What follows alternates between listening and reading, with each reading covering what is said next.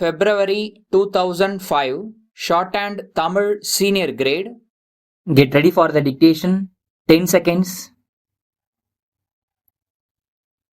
5 seconds. Start.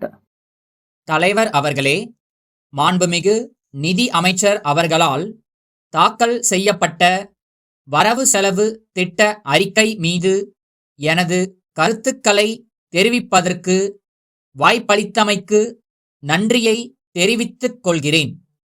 இந்த நிதிநிலை அறிக்கையில் பல்வேறு வளர்ச்சித் திட்டங்கள் பற்றி விரிவாகச் சொல்லப்பட்டிருக்கின்றன.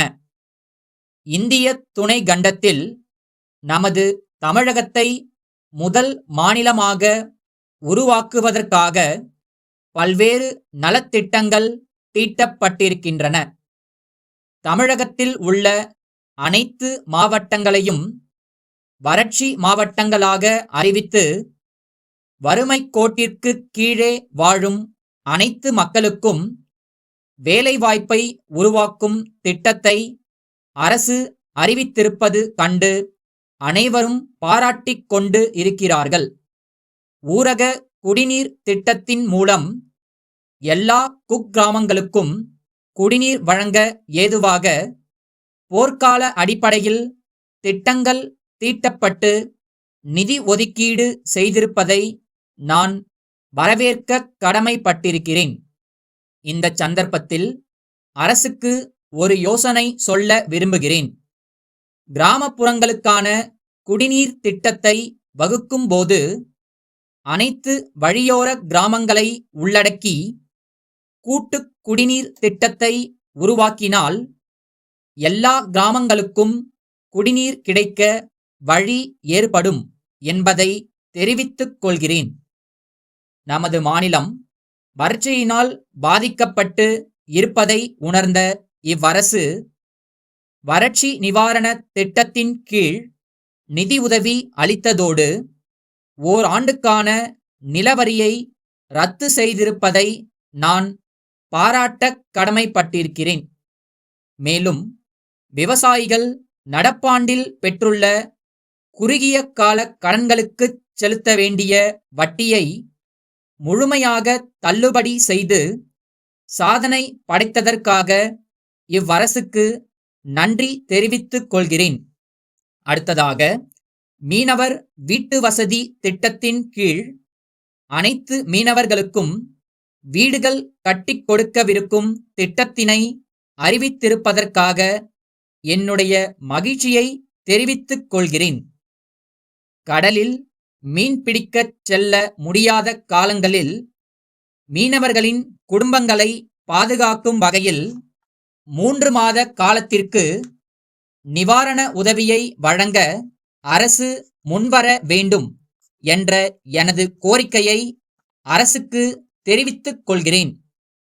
அதேபோன்று ஆதி திராவிடர்கள் மற்றும் மிகவும் பிற்படுத்தப்பட்டவர்களின் நலனுக்காகவும் பல்வேறு திட்டங்கள் இந்த நிதிநிலை அறிக்கையில் சொல்லப்பட்டிருக்கின்றன.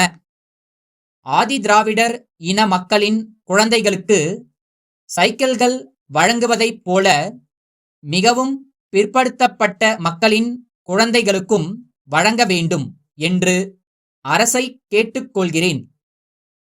பொது சுகாதாரத்தை மேம்படுத்தவும் கிராமப்புறங்களில் உள்ள ஏழை எளிய மக்கள் தங்களுக்கு வைத்திய வசதியை பெற வேண்டும் என்பதற்காகவும் போதிய நிதி ஒதுக்கியிருப்பதை நான் வரவேற்கிறேன். கிராமப்புறங்களில் செயல்படும் ஆரம்ப சுகாதார நிலையங்களில் இடவசதி இல்லாததால் நோயாளிகளுக்கு படுக்கை வசதிகளை ஏற்படுத்தி தர வேண்டுமென்று கேட்டுக்கொண்டு என் உரையை நிறைவு செய்கிறேன். வணக்கம். வேலூரில் இருக்கும் சரவணபவா அரிசி ஆலை நிறுவனம் சென்னை கிழக்கு தாம்பரம் சண்முகம் சாலையில் உள்ள ரங்கா அரிசி மண்டி உரிமையாளருக்கு எழுதிய கடிதம். அன்புடையீர், நாங்கள் புதியதாக அரிசி அரவை தொழிற்சாலையை ஆரம்பித்துள்ளோம்.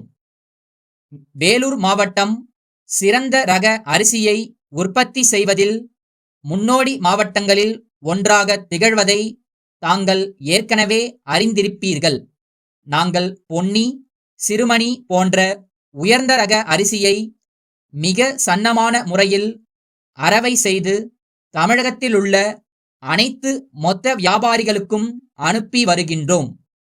தாங்கள் சென்னையை அடுத்த தாம்பரம் பகுதியில் அரிசி மொத்த வியாபாரம் செய்து வருவதாக நாங்கள் அறிகிறோம். தங்களுக்கு தேவையான அனைத்து ரக அரிசியையும் நாங்கள் விநியோகம் செய்ய தயாராக உள்ளோம். அரிசியை அனுப்புவதற்கு வேண்டிய போக்குவரத்து வசதிகள் எங்களிடம் உள்ளன. எனவே தங்களுக்கு தேவையான அரிசி ரகம் மற்றும் அளவு ஆகியவற்றை தெரிவித்தால் உடனடியாக அனுப்பி வைக்க தயாராக உள்ளோம்.